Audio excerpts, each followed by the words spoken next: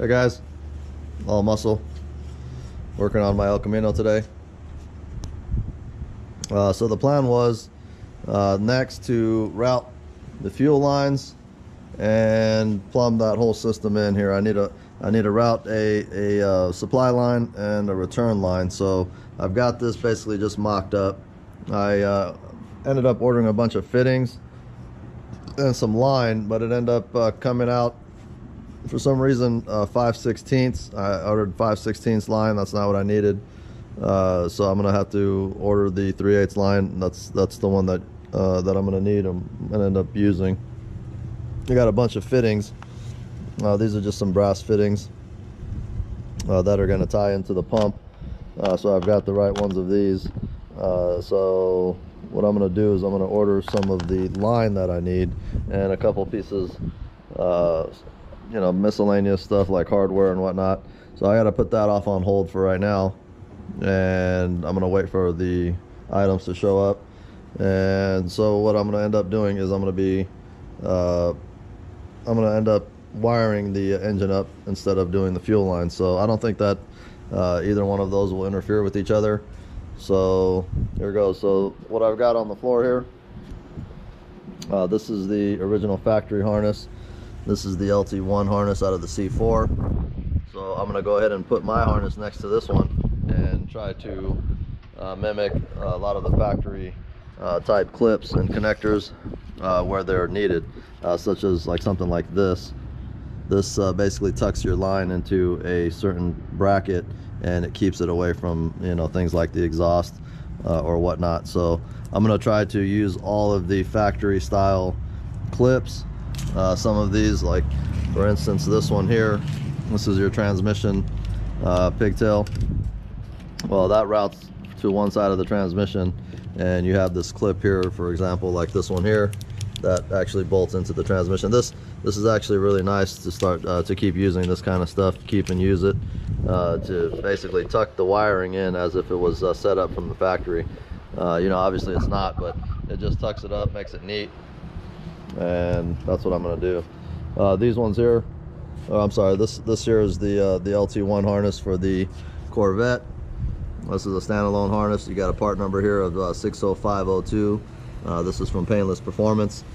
They make a really nice wiring set. They make a bunch of different harnesses for a bunch of different vehicles, so check them out. This is wire loom. I ordered a bunch of wire loom from McMaster Car.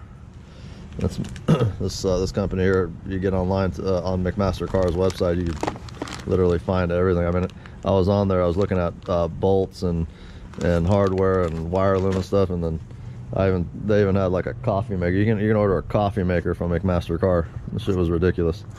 So huge website. Anyway, so I got a bunch of 25-foot rolls of wire loom. This one here is a 1/2 inch. This guy over here was 3/4, I believe. We got a 5/8, we got a 3/8, and then 1/4 inch for your single or maybe dual wire sections or runs. Let me open up this box here. This box here basically comes in here with before you begin. This guy just gets tossed off to the side like always. Feel free to read it if you like. I just toss that stuff off to the side. But this here is your instruction manual. I've already read this. They have a website to where all this stuff here is available online, so I've got it on my computer. I printed this out, I don't know, maybe 2 weeks ago, and read through the entire thing before I even ordered the harness, and figured that it was perfect for me and I would like the way it was going to work. So here's the harness in here. Right off the bat, the quality of the wire is really nice. You could tell the cheap wire has real soft, I think this is a nylon covering, but this is really stiff. It's a good nylon covered wire, and a lot of the pigtails, these are factory style pigtails. I mean, they look real sharp. They're not cheap.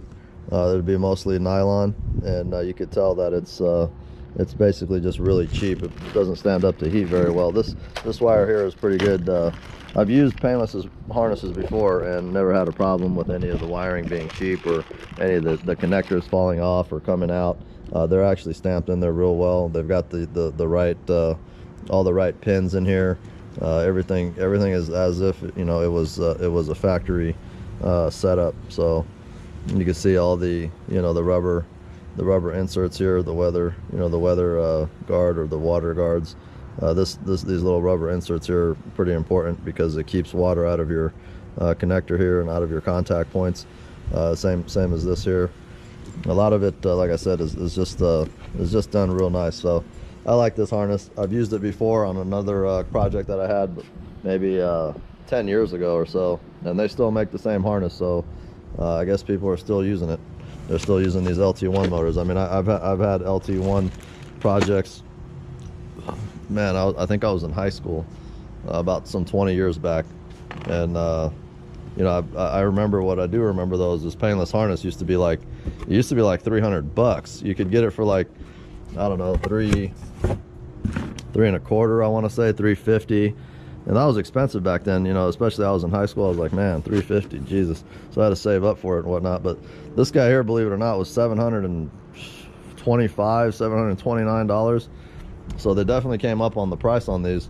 But you know, if you want to make things simple, this harness here, as you can see, has got a lot of things here like that are not going to be used. Like this whole section here is just not even going to be used. So it's going to basically take a lot of the stuff that's not needed off the car, and you're going to end up eliminating a lot of things. A lot of this stuff here is not going to be used. These plugs here are not going to be used. I can see those. You know, you're basically going to end up with a standalone harness that only runs the engine, which is going to be really nice, neat, tucked, and clean. So a lot of these plugs aren't going to be used. I'll have a section. This is what runs inside the car. I'll have a section on the Painless harness that runs inside the car, but this isn't going to be what it looks like. But anyways, I'm going to get to work on this harness setup. As soon as I get it loomed up and ready to install, I'll probably show you that.